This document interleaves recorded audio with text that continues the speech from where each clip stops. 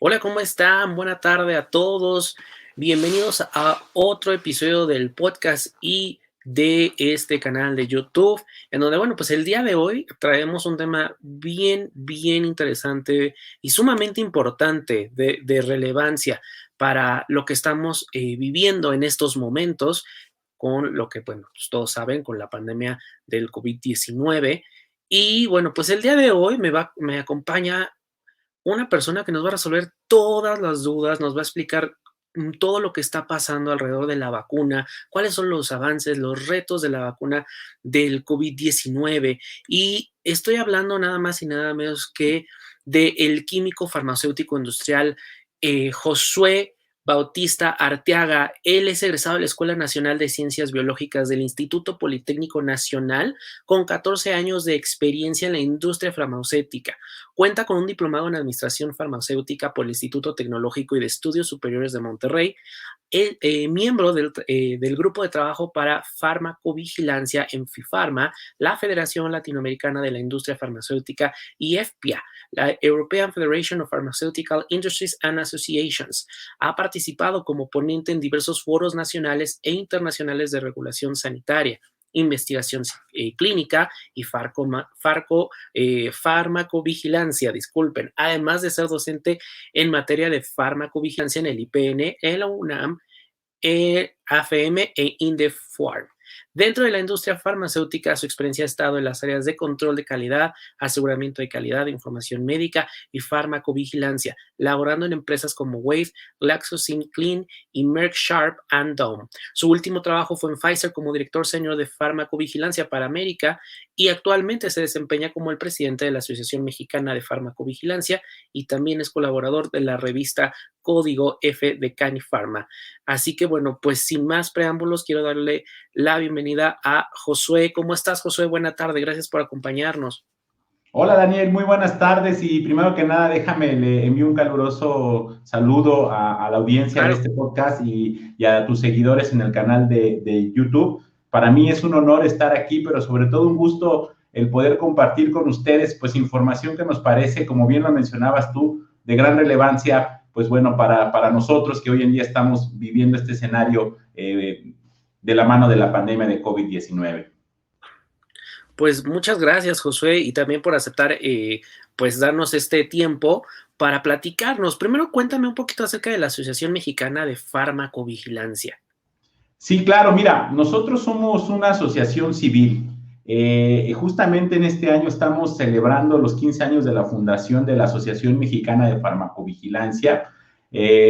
Nuestra fundación fue en mayo del 2005 y fuimos una fundación en aquel momento que se generó de la mano de una necesidad regulatoria, de una necesidad conforme al escenario legislativo y de regulación que operaba en esta materia, o que, para precisarlo aún más, que inició en esta materia en México. En el año del 2005 se publicó la primera versión de algo que se conoce como la Norma Oficial Mexicana de Farmacovigilancia, que es la NOM 220. Y entre un grupo de interesados, principalmente de la industria farmacéutica y de la agencia sanitaria, la COFEPRIS, se dio origen a esta asociación civil. Este inicio nos ayudó en aras de profesionalizarnos en la materia, por supuesto, como agencia reguladora y el regulado que es la industria farmacéutica, pero fíjate que muy afortunadamente hemos logrado ir más allá. Y cuando te lo digo muy afortunadamente, lo hago no desde el lado de la asociación tal cual, sino desde el lado que la asociación y las actividades con las que se relaciona trascienden en la vida de los usuarios de los medicamentos, entendiéndose estos usuarios médicos, profesionales de la salud, enfermeras, dentistas, pero no solo ellos, sino también pacientes y cuidadores de los mismos. Hoy en día, pues nos encargamos de facilitar, difundir y promover todos los aspectos que se vinculan con la vigilancia, tanto antes de salir al mercado, que se le llama vigilancia premercado, como posmercado, de prácticamente pues cualquier insumo para la salud, entendiéndose medicamentos y dispositivos médicos también. Esta vigilancia pre y post es, por ejemplo, efectos secundarios que pueda tener, cuáles sean sus, pues, su implementación en la salud, todo esto es lo que ustedes también revisan. Sí, somos una asociación civil que se encarga de esta difusión del bien ser, de la Ok, vigilancia tanto pre como posmercado como tal, a nivel mundial y por supuesto a nivel México, las entidades que tienen todo el estatuto legal y sobre todo la voz a nombre del país y de sus ciudadanos son las agencias sanitarias, en este caso ujú, COFEPRIS en México, FDA en Estados Unidos, EMA en Europa, Health Canada en Canadá, etcétera, etcétera. Nosotros somos un organismo que se encarga más a ir de la mano con todos estos participantes y a ayudarlos a ok. difundir las ventajas, los retos y sobre todo los siguientes pasos que deberíamos estar tomando en esta materia, siempre con un enfoque de cuidar del eje más importante que está en el centro de todas nuestras actividades, que son los pacientes. Claro, Josué, precisamente por eso agradezco que hayas aceptado este tiempo para hablar con nosotros, porque sí queremos resolver varias dudas que, pues tú sabes, ¿no? Actualmente con lo de la pandemia y con las redes sociales hay mucha desinformación, se esparcen rumores, la gente no sabe para dónde mirar, a quién creer. Entonces vamos a empezar por partes. ¿Cómo es el desarrollo de un medicamento? O sea, porque pareciera que la gente a veces dice, es que ¿por qué no hay vacuna? O sea, pareciera que es impensable que no haya una vacuna, ¿no? Pero la verdad es que no hay cura todavía para muchas otras enfermedades. Entonces, ¿cuál es el proceso de un estudio clínico, de desarrollar un medicamento?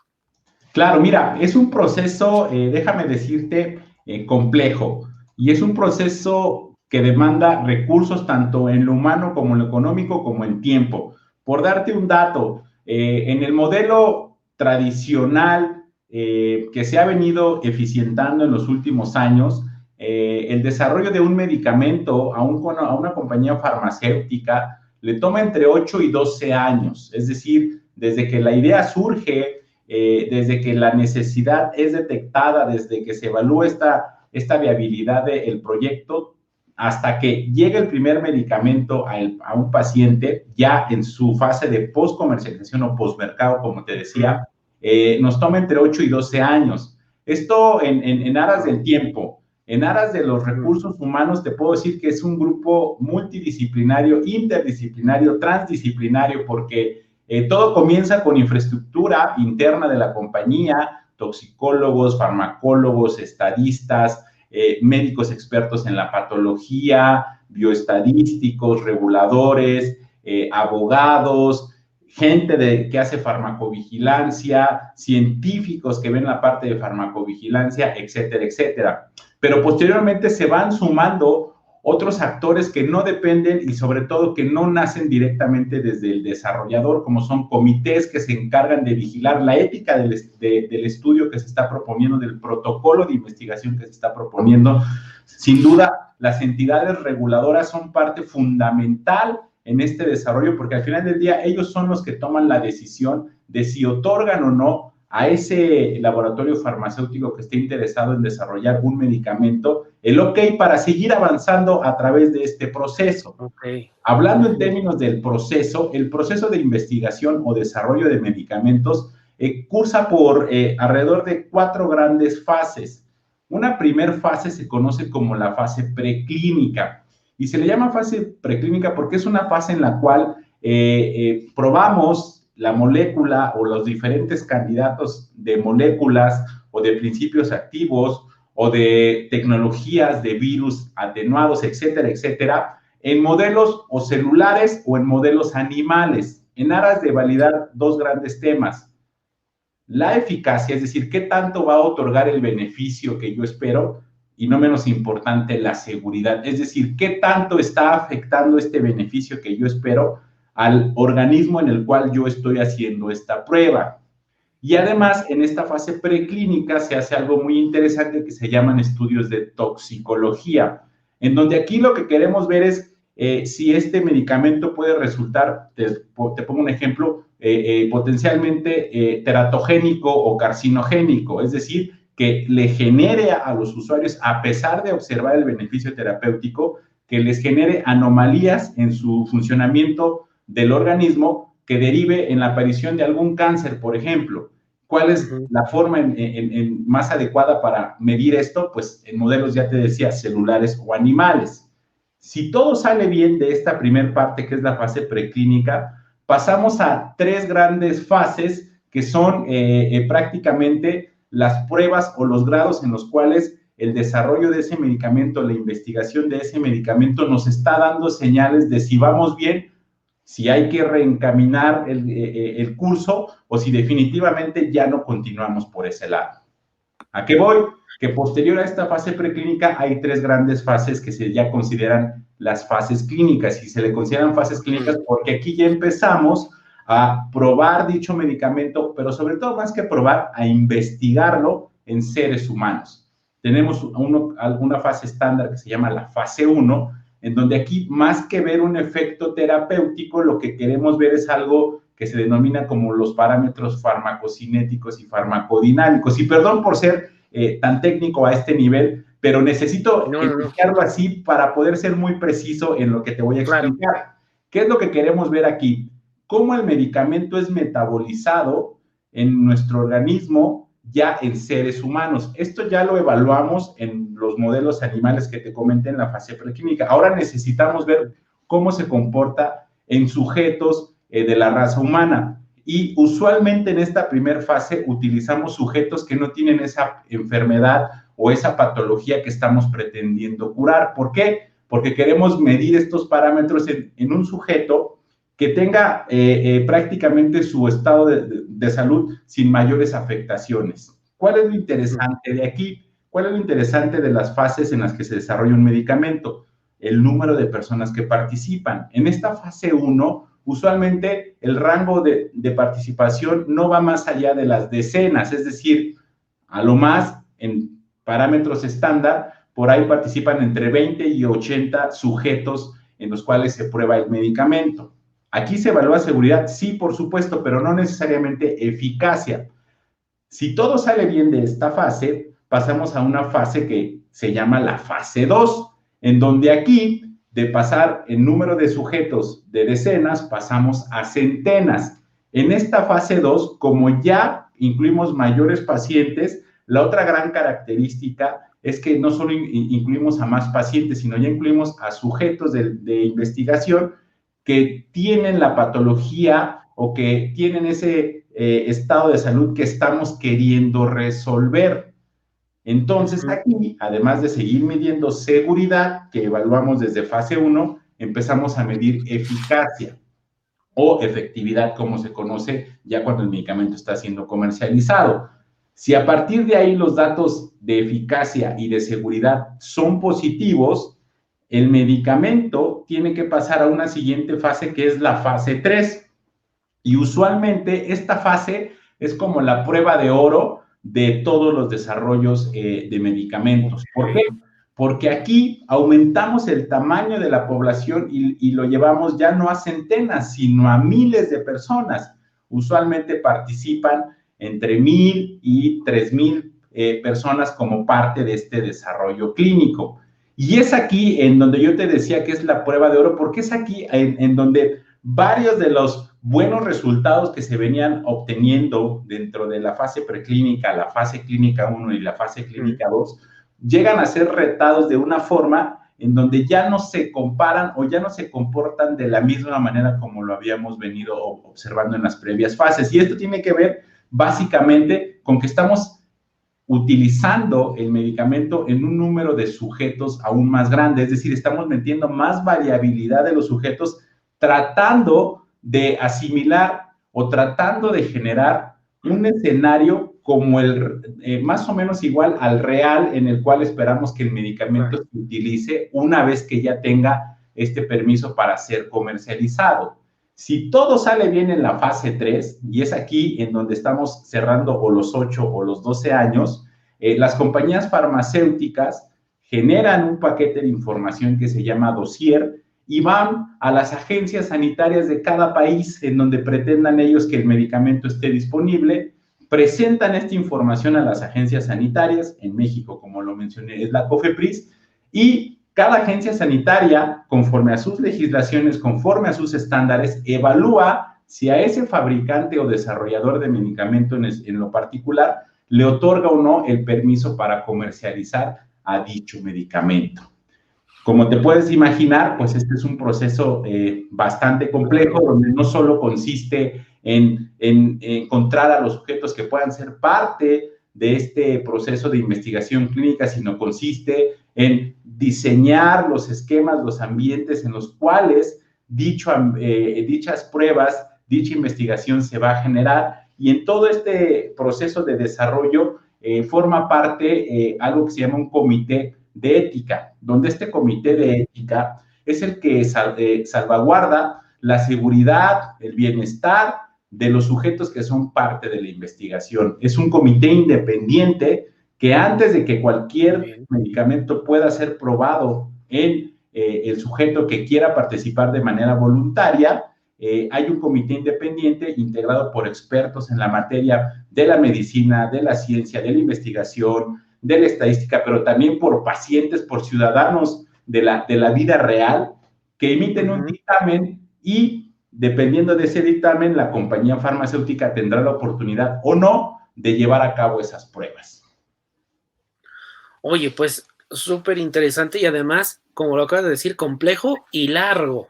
Entonces, esto para mí ya es como, ok, hay que tener paciencia con respecto a lo que está pasando. Cuéntanos cómo va lo de la vacuna del COVID, porque yo veo que salen noticias que ya está tal laboratorio, que tal país ya tiene un protocolo, o que ya hicieron pruebas y que vamos bien. Pareciera que es muy esperanzador, pero por lo que veo, esto puede tomar tiempo, ¿no? Claro, mira, yo haría una réplica de lo que tú dices. El panorama es esperanzador, afortunadamente. Y lo digo que muy afortunadamente porque básicamente todos los estudios formales que se han conducido respecto a esta vacuna, pues han seguido todas estas mejores prácticas que a lo largo de años en la industria farmacéutica se han ido generando, y que sobre todo las agencias sanitarias, los organismos reguladores los han trasladado a leyes, a situaciones que están obligados a cumplir cualquier desarrollador de medicamentos, incluyendo nuestra misma COFEPRIS. Fíjate que nuestra legislación, conforme a lo que hoy en día está escrito en papel, que nos tomó bastantes años llevarlo a ese nivel, y que de hecho por eso la COFEPRIS hace unos cuantos años recibió la distinción de agencia reguladora de referencia por parte de la Organización Panamericana de la Salud. Hoy en día, si la COFEPRIS sigue lo que hoy en día está en sus legislaciones, en sus lineamientos, y si derivado de ese análisis que ellos hagan sujetos a estos estándares, ellos consideran o el dictamen es positivo, te puedo decir de frente que podemos tener la confianza de que ese medicamento, en este caso esa vacuna, ha cumplido con los mejores estándares internacionales. Ahora, tu pregunta es ¿en dónde estamos? Pues estamos en un momento de gran trascendencia para estos desarrollos. Hoy en día se están investigando a nivel mundial, y esto con relación a registros de bases de datos confiables e internacionales. Se están investigando alrededor de 48 vacunas. Tenemos aproximadamente 65 protocolos que se están conduciendo ya en humanos, es decir, en estas fases que te cuento, la fase 1, la fase 2 y la fase 3. La mayoría de los desarrollos se encuentran en la fase 1, es decir, estamos probando en sujetos sanos, voluntarios, seguridad y regímenes de dosificación. Ahí tenemos alrededor de 34 protocolos en la actualidad. Que esto no significa que sean 34 países los que estén involucrados. Esos 34 protocolos puede ser que se están conduciendo, uno en México, otro en Estados Unidos, otro en Inglaterra, otro en Brasil, otro en Argentina. Eso va a depender del desarrollador.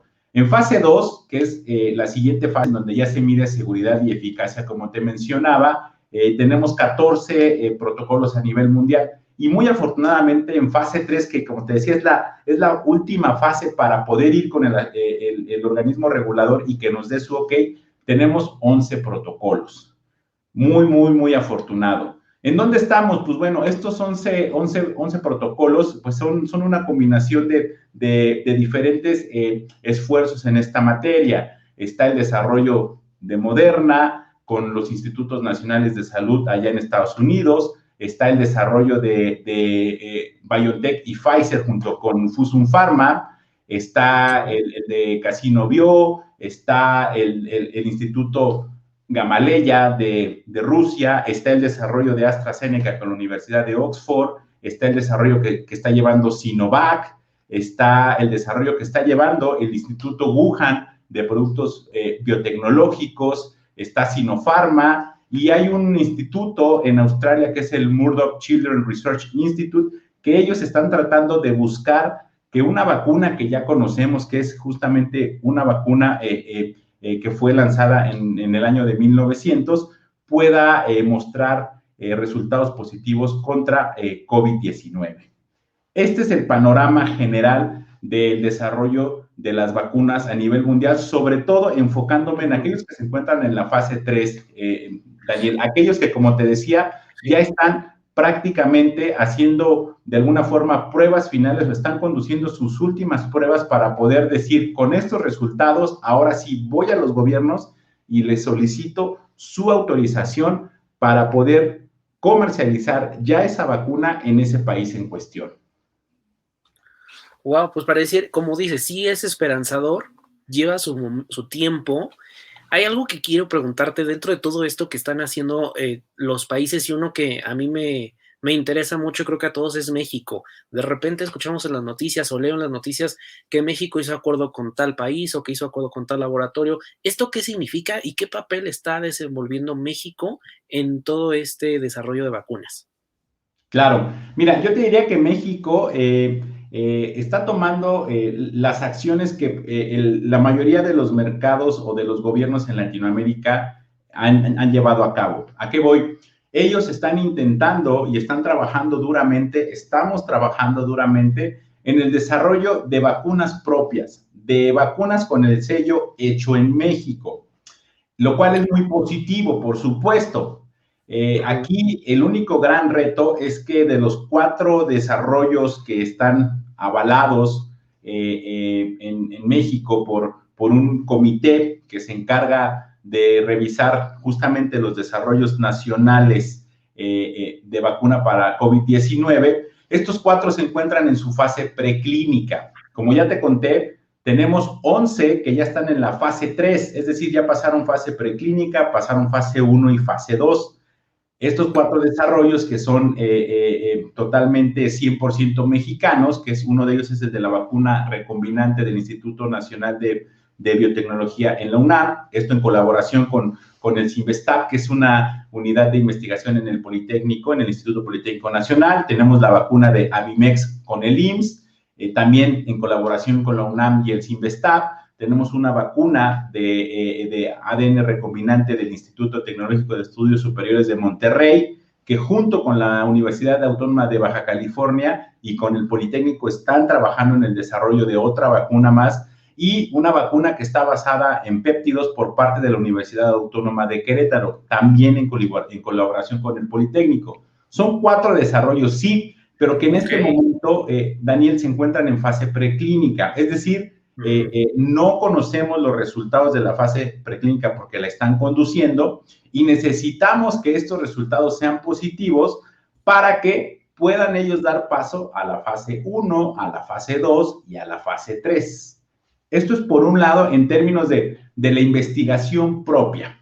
Por otro lado está el resultado que la investigación a nivel mundial puede tener en nuestro país, y ahí, bueno, pues México ha hecho una serie de acuerdos preliminares y sobre todo bilaterales con grandes desarrolladores para que esos protocolos, esos estudios que te cuento que están ya en la fase 3 o en la fase 2, puedan ser conducidos también acá en México. Está una vacuna que está desarrollando Janssen, que no te la mencioné porque ellos están justamente iniciando esta fase 3, ya no están en curso como yo te lo platicaba por las otras. Está la famosa vacuna rusa, que ya en Rusia está en fase 3, que aún no ha terminado y que necesitamos que terminen esos datos.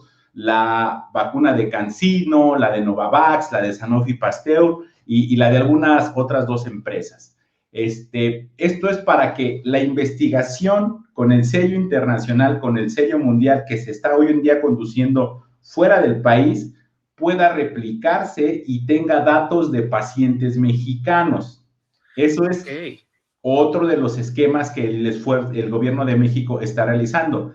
Si me permites hacerte un comentario, por el antecedente que te compartí, me parece que reaccionamos más o menos de una manera un poco desfasada. ¿Por qué? Porque hay gobiernos como el de Brasil, como el de Argentina, que desde hace varios meses se subieron a las investigaciones que están conduciendo Pfizer y AstraZeneca. Los gobiernos pusieron el ambiente favorable, porque esta es una responsabilidad de los gobiernos, para que dichos laboratorios que están conduciendo sus estudios en Estados Unidos y Europa voltearan a ver a estos 2 países y dijeran, es viable y sobre todo va con el plan de desarrollo el conducirlos ahí.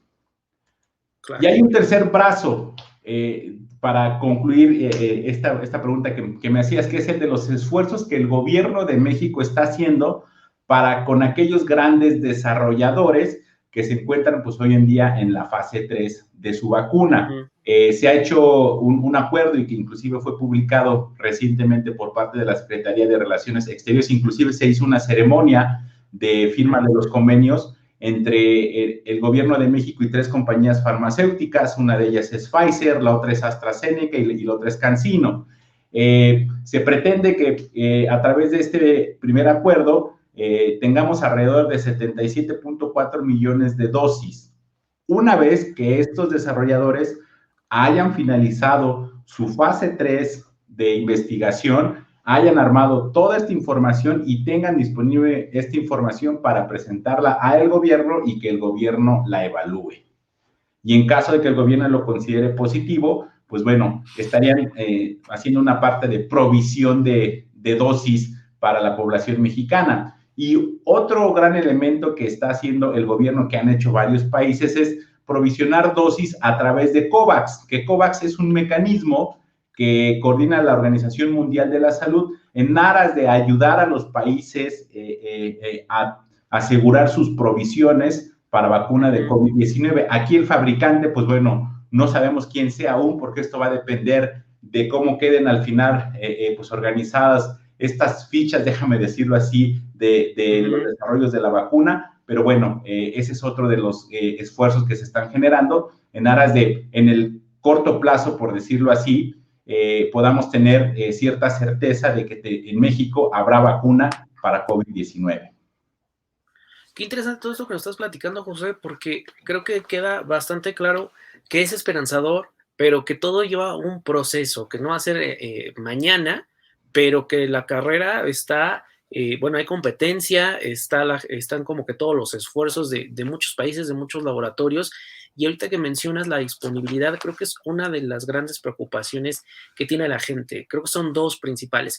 Uno, la disponibilidad, y la otra que yo he visto que comentan en redes sociales es, bueno, ¿qué tan viable va a ser ponerse la vacuna? Mucha gente, ahora vemos esta tendencia que dicen, bueno, cuando llegue yo no me la voy a poner. Entonces también estamos viendo como que, ¿qué nos está pasando? No estamos viendo los casos. ¿Qué nos puedes comentar al respecto?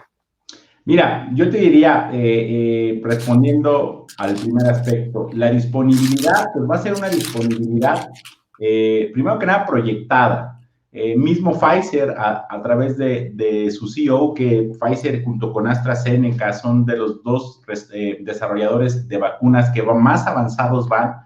El mismo CEO de Pfizer mencionaba que ellos estiman que para finales de noviembre, si es que todo sale conforme al plan, y no estoy diciendo que vaya a salir algo mal, sino simplemente conforme al plan, ellos estarían listos para solicitar a la FDA una autorización para uso de emergencia de esta vacuna.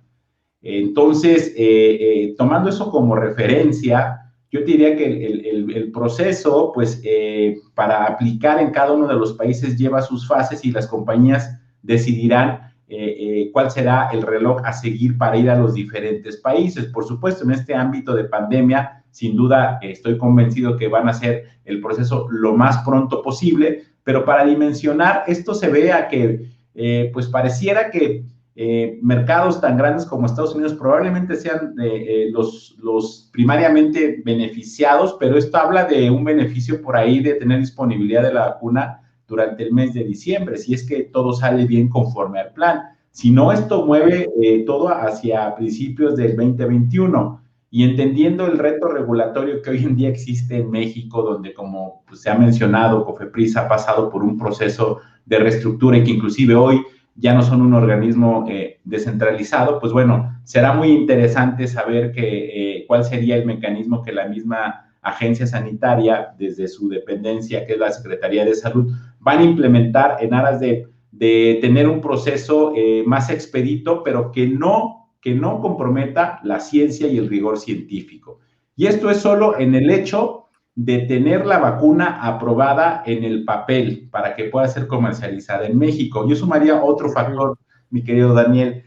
No olvidemos que los medicamentos, pues, no se distribuyen solos. Y como se ha mencionado en varios espacios y como se ha anunciado por el gobierno, pues el gobierno ahora en México tiene una iniciativa, que ya no es iniciativa, pero que lo menciono así, de distribuir los medicamentos que se utilizan en el sector salud de manera autónoma y de manera propia. Y la distribución de medicamentos, sin duda, es una distribución que demanda un gran expertise, una gran infraestructura, de la cual pues no hemos tenido noticias, al menos en lo que va del año y en lo que va del anuncio a la fecha, acerca de qué tanto avance tiene el gobierno para esta distribuidora. Pero cuando se trata de vacunas en lo especial, se requiere aún mayor cuidado, déjame decirlo así. ¿Por qué? Porque primero que nada, las vacunas se tienen que transportar en algo que se llama una cadena de frío. Significa que desde que está en el almacén hasta que llega al consultorio, a la clínica, debe mantener una temperatura de entre 2 y 4 grados centígrados. Por lo tanto, pues aún estamos de alguna forma un poco más ansiosos, si me dejas decirlo así, en conocer cuál es el plan que el gobierno tiene para asegurar una adecuada distribución de la vacuna y que hoy en día será un insumo, pues, clave para contrarrestar estos efectos que la pandemia ha traído hacia nosotros.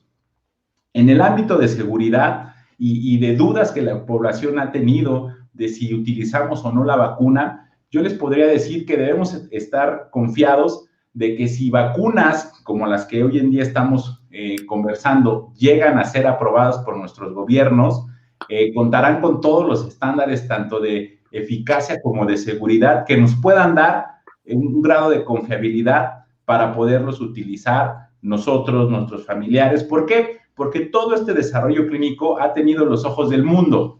Y al tener los ojos del mundo y al tener las mejores prácticas y las mejores experiencias de desarrollo de medicamentos, sin duda la ciencia va de la mano. Y me parece que la ciencia hoy en día nos ha demostrado el valor de la misma. El tener miedo hacia la vacunación, pues es algo que inclusive va más allá de la vacuna contra COVID-19. Hay movimientos que no comparten este mecanismo que ha demostrado ser excepcional para erradicar y controlar enfermedades.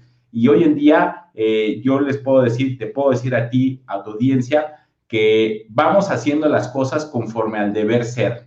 Nada se ha apresurado y de hecho por eso uno de los grandes ejemplos que han salido de transparencia es el caso del desarrollo de la vacuna de COVID-19 de AstraZeneca y la Universidad de Oxford, donde ellos proactivamente han emitido comunicados de un paciente, 2 pacientes afectados por una meningitis transversa, que no es algo que nos debe espantar, es algo esperado en el desarrollo de una vacuna, de un medicamento, porque los pacientes pueden tener algunas otras afecciones que trasladen o que trasciendan durante el curso de la investigación clínica. Lo interesante es la evaluación que se hace de si ese evento que está presentando el paciente está causado o no por la administración de la vacuna. Pero si llegara a estar causado, que es el peor escenario, el siguiente paso es mirar qué características de ese paciente tal vez lo predisponieron. Y en ese sentido, en aras de evitar que haya más pacientes que puedan experimentar este evento, pero sobre todo también en aras de fomentar el acceso a nuevas terapias, a medicamentos nuevos, poder suscribir tal vez el uso de ese medicamento en grupos específicos de población. Así es que, bueno, la seguridad y la eficacia están siendo vigiladas con estos ojos a nivel mundial y sobre todo que estas investigaciones se están conduciendo, te puedo decir, con los más altos estándares. Pues muchas gracias, José. Creo que ha quedado bastante claro, no son enchiladas y también esto que hemos visto en las noticias que los efectos secundarios, por llamarlo así, de gente que ha estado en las pruebas, pues es parte del proceso, es normal y no va a ser algo que nos van a traer, ¿no? Nos van a traer una vacuna incompleta, sino tiene que pasar todo este proceso. Mientras tanto, que no está la vacuna, pues a seguir las recomendaciones de higiene y de sana distancia, ¿verdad, Josué? Totalmente. Y déjame nada más precisarte en un minuto Claro. algo aún más interesante de estos desarrollos. Fíjate que en el caso específico de estas vacunas, se están trabajando con dos grupos. Uno que recibe la vacuna que estamos investigando y otro que no recibe la vacuna, que recibe algo que se llama el placebo.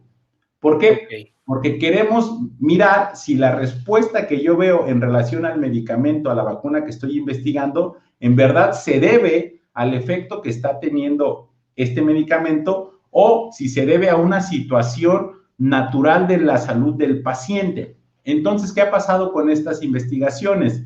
En estas investigaciones, como se llevan altos estándares estadísticos, se conducen bajo algo que se llama el doble ciego. ¿Qué significa? Que primero que nada, yo como paciente no sé si recibo placebo o si recibo la vacuna. ¿Por qué? Porque a nivel psicológico se ha demostrado que al yo saber que estoy recibiendo algo en lo particular, y de hecho un ejemplo muy sencillo es cuando estamos viendo un video de bichos o lo que sea, empezamos a sentir comezón, ¿no? Aunque en tu casa sí, todo esté perfecto, claro. Empiezas a sentir comezón. El cerebro te empieza a generar ciertas ideas y emociones y percepciones de la realidad. Por eso no se le avisa al paciente cuál es. Sin embargo, el paciente muy bien sabe que o puede recibir placebo o puede recibir el medicamento en investigación, por un lado. Por otro lado, los que lo aplican, que son los investigadores, tampoco saben, en aras de que cuando el investigador evalúe los datos clínicos, no lleve esta subjetividad de, no, como es el que sí recibió el medicamento en investigación, debe tener una respuesta y no, todos están con ese sesgo, digamos de así. ¿A qué voy con esto?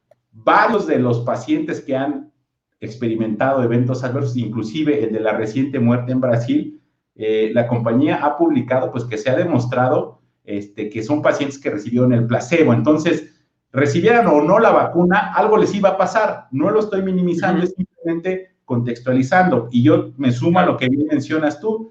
En este proceso no nos queda de otra. Europa ya nos lo mostró. Las medidas de contención deben ser permanentes y con la misma rigurosidad. Si no, lo que podemos experimentar es nuevamente un repunte de casos que nos lleven pues al esquema no solo de limitación de nuestras actividades, sino de gran impacto a la economía del país y sobre todo pues al bienestar de los mexicanos.